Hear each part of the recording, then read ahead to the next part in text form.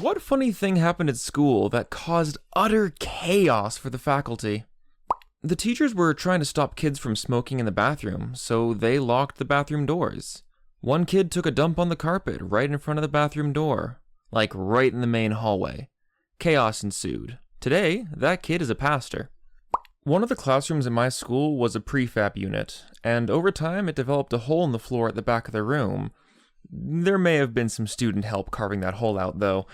Every lesson I had in there for a good few months before they fixed it, someone would arrive, greet the teacher, and sit down.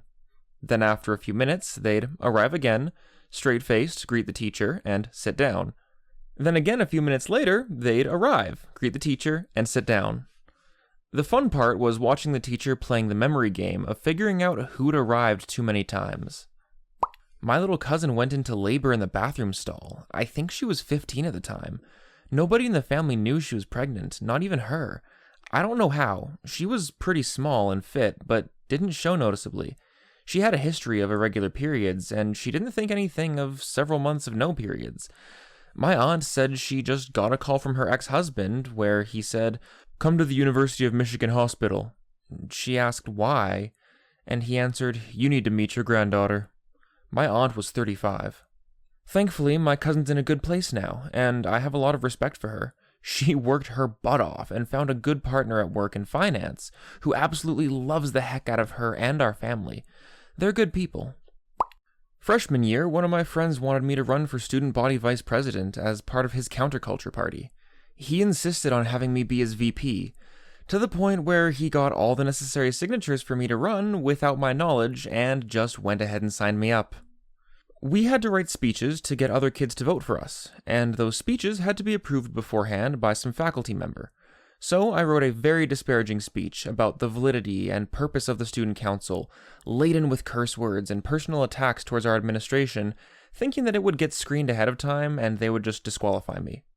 I guess no one actually read my speech, and just rubber stamped it, so on the morning they pulled me aside and handed me a printed copy of my speech. I went ahead and gave said speech, and I guess none of the faculty knew what to do because no one stopped me, though they were clearly panicked and furious. I got a lot of laughs, and applause. I assume it was too late to print all new ballots because when we went to vote, my name was crossed out with a Sharpie. I also got suspended for 5 days despite my explanation that I did not want to run and submitted my speech for approval on time, fully intending to be disqualified.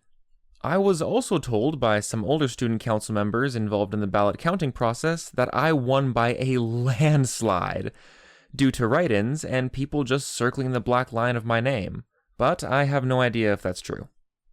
My wife is a school teacher, and a couple years ago the senior prank was them sticking a bunch of those suction cup silicone schlongs to the windows. And let's just say that the school has a lot of windows. It was the brainchild of some dorky architect who thought that building a high school with more windows than walls was a good idea. Anyway, they managed to get the largest of the schlongs stuck to the third floor outside window of one of the classrooms. So the male assistant principal gets a ladder that wasn't quite long enough. So he's teetering on the top of this ladder, trying to knock a 2-foot-long purple schlong off the side of the school with a broom handle. My wife described it as him beating that thing like it owed him money.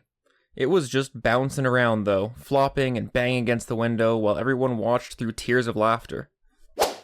On my 15th birthday, my classmate gave me one of these toys as a gift for lunch, and this annoying boy saw and started yelling it out.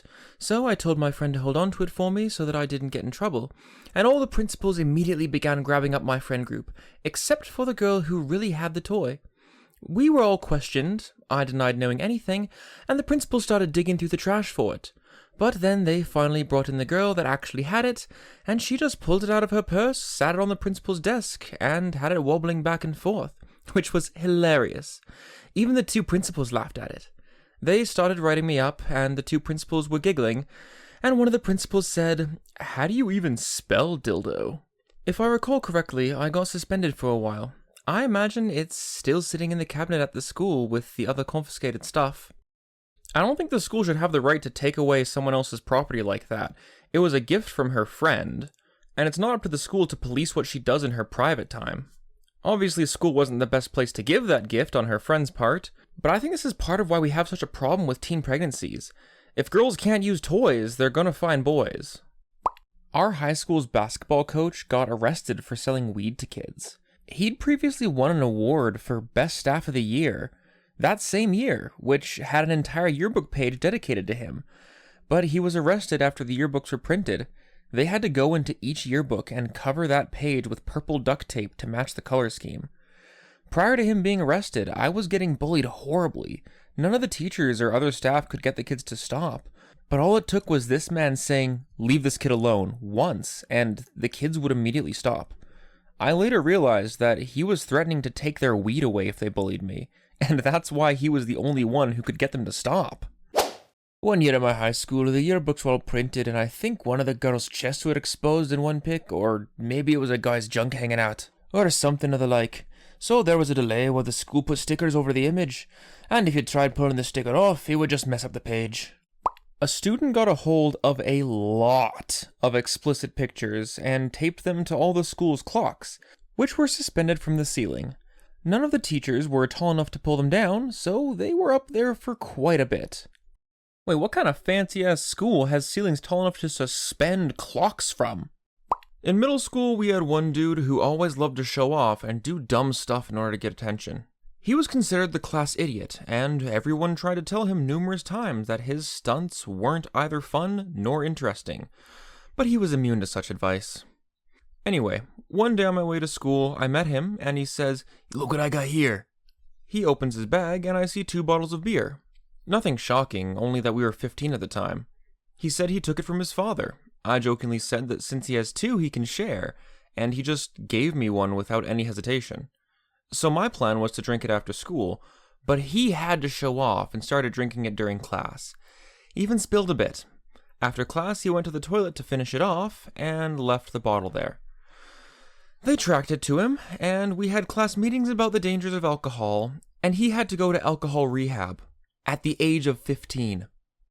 A classmate brought a VHS tape of Bambi to class. It was movie day in elementary school. Turns out, they swapped the stickers for Bambi and the Scorpion King. Teachers put the movie on and left. They might have never known if one of the kids hadn't run off to tell them halfway through the movie. "I still think you're a party pooper, Karen. We were basically almost done." Teachers never got anyone in trouble though, so that's a win. Somebody unscrewed the classroom door and left it supported by the hinge tension.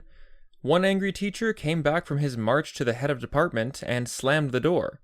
Except it didn't slam. Rather, it came off the wall completely, and absolute madness ensued. Good times. We stuck a car in the school corridor.